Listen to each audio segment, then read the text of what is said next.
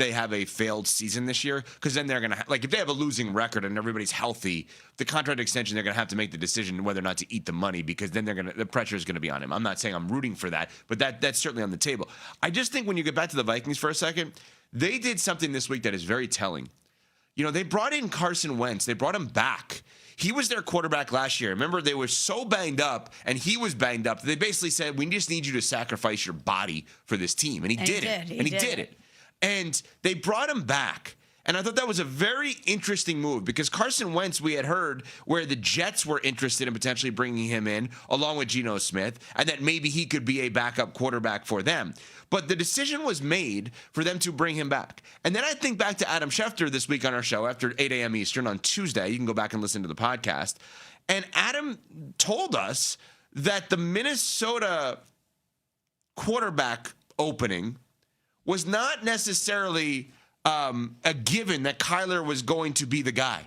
He said, in a roundabout way, Adam kind of said he had more faith that Tua was going to be the guy in Atlanta than Kyler was going to be the guy in Minnesota on day one, meaning that it was going to be a legit, real competition between J.J. McCarthy and Kyler Murray. And then they bring in Carson Wentz. I am now sitting here on March 20th, 2026, and I do not believe that both J.J. McCarthy and Kyler Murray will be on the Vikings this year. I think one of them wins the job, and one of them is somewhere else. And Carson Wentz is then your backup. And I understand it doesn't cost you much, but if J.J. McCarthy wins the job, I don't think Kyler Murray is going to sit there as a backup quarterback to J.J. McCarthy. I think that they probably are willing to trade him or release him and let him go start somewhere else that may be in need of a quarterback, that maybe their quarterback competition didn't turn out the way that they thought it would. Someone doesn't develop, guy gets banged up. And if J.J. McCarthy does not beat out Kyler Murray, and he is as kind of up and down as Smalls told us he would be before last season, and he's still that way, I could see them saying, you know what, bad pick. We're just going to move on. We're going to trade him to Harbaugh and let him sit as a backup behind Herbert, and we'll call it a day. Are they paving the road for that anyway? The quarterback competition, do we really think it's that wide open, or is that smart strategy by the Vikings to say, we haven't given up on him? We're still thinking that he could compete and win this job over a guy in Kyler Murray who was the first overall pick and has a lot of talent, and that maybe just needs a fresh start, like so many of these other quarterbacks who are drafted high who didn't have success with the organization that picked him. So are they actually hoping that this is an open competition, or are they paving the way by spinning the narrative that they haven't given up on him to ultimately move him? Yeah, I think that could be it. Or maybe they're just hoping this is the thing that finally motivates him to be the guy that they want him to be. I think as we sit here today, the most likely quarterback on the roster for Minnesota to start the season is Carson Wentz. Because I can't confidently say that Kyler Murray at $1.3 million and J.J. McCarthy in year 3 of a rookie deal where he has not proven anything, they're definitely going to be on the roster. David, Carson Wentz feels like the most likely quarterback to be on the Minnesota Vikings roster to start the season this year. This is like the most I've agreed with you in a long time. I'm with you. I think like the Carson Wentz, not to say that, I don't usually agree. No, this fine. is like very on point. Like this is like an absolutely on point thing to say. I think Carson Wentz is locked into that number 2 spot. And with both of these quarterbacks, whoever you have starting, there are going to be issues in which you are concerned about. Carson Wentz may have to start some of these games, whether it's J.J. McCarthy being inconsistent, Kyler Murray getting hurt. Carson Wentz is a lock at the 2 spot, at the number 2.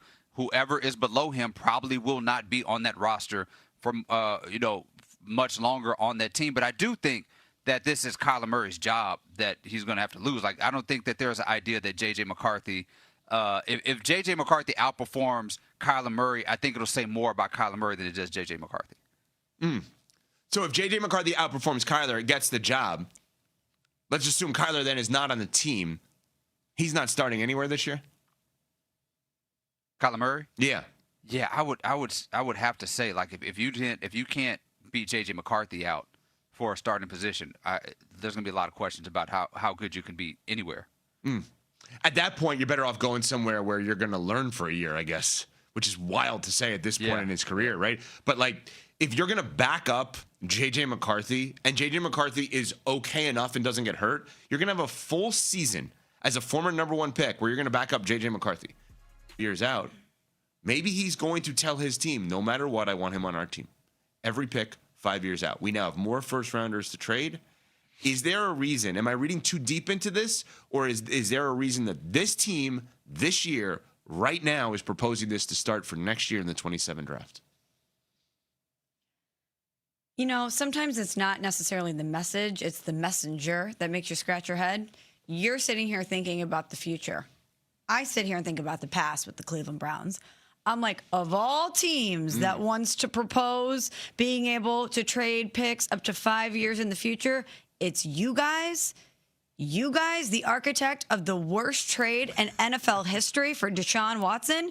You guys who gave up a first-round pick in 2022. Oh, and a fourth-round pick. A first-round pick the following. You gave up, what, 3 firsts for Deshaun? I don't even need to go through the list. You mortgage your future for a quarterback that has not been good and has not been healthy for you. And now you're the ones that want to propose having more picks further into the future?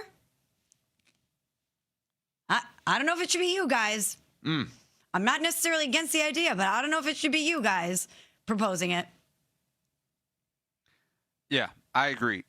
The Browns, like, the trading picks in the future is a trap for bad organizations. It's one of the reasons that I have been on this get rid of the draft thing, is that these things doom franchises more than anything else. Trading all of your picks is something that is it's a trap. If you do not know how to run an organization, you are going to unload the coffers, empty the coffers for whatever you feel like is going to get you wins now, and oftentimes it ends up biting you, in the rear.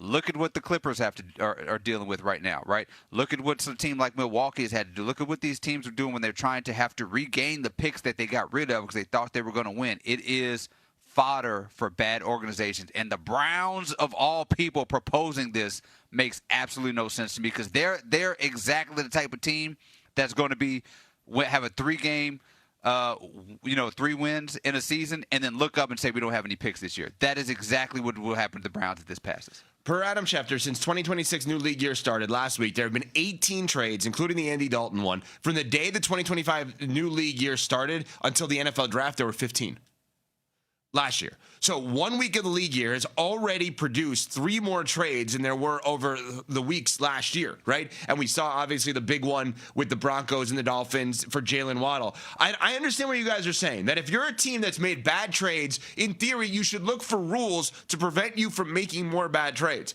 I look at this and I say, if you're a team that is not sure if you have your franchise quarterback, right? And I'm not saying Shedeur is or is not. What I'm saying is, that's it. That's where we're at. We don't know if he is or he isn't. We're going to find out probably more so this year, right? Hopefully he is for them, and hopefully he is for him.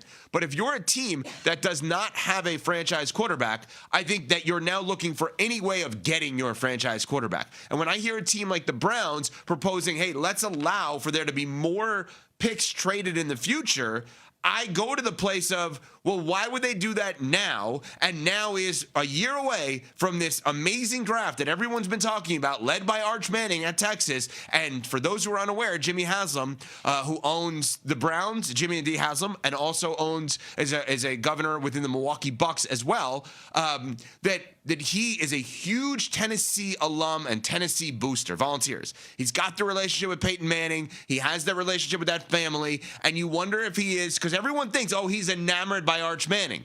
I don't know if he is or he isn't.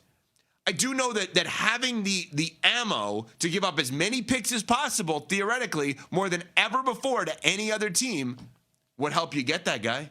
No?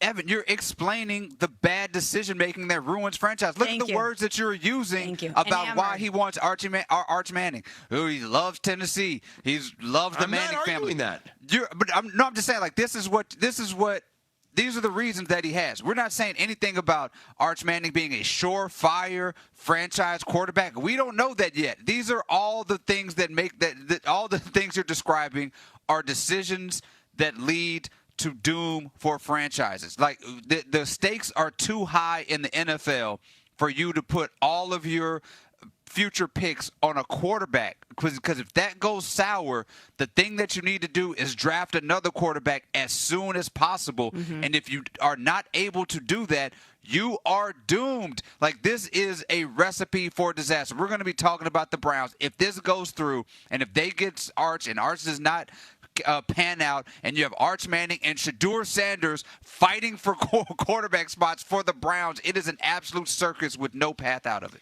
You know what this is? This is like dropping off a shopaholic at the mall with a fresh credit card. The bill is going to come due. They haven't even finished paying off the bill really for the Deshaun Watson deal. Yeah. And now they're trying